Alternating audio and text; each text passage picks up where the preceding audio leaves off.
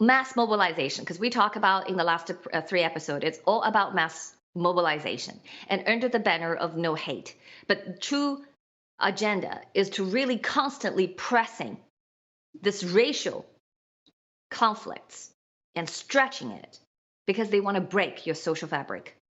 And we went through the Cultural Revolution in the last program. It's all about power.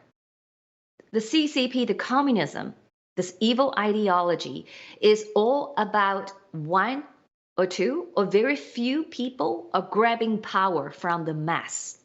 But how do they do it? They have to rile you up.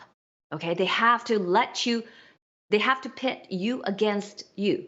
So you against your family members, you against your neighbors, you against your colleagues, because you believed different things. Okay, whether you believe a DEI is needed, whether you don't believe DEI is needed, whether you believe critical race theory is desperately needed in school or not.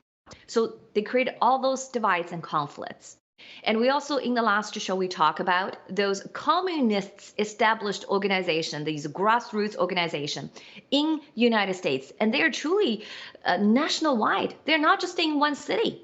Like the CAA, they're in multiple cities. Chinese Progressive Association, they're in multiple cities. They're in San Francisco, Boston, Chicago, New York, okay? And this Parties of Socialization and Liberation, short for PSL, they're in every Black Lives Matters protests, and they are well funded. And we give you an example of People's Forum, right? The co-executive director of People's Forum was deliver a speech, a pep talk to room for people in Midtown Manhattan, and saying that we have to destroy America, we have to destroy capitalism, and you ought to create chaos. You ought to be as difficult as possible. That's what he said.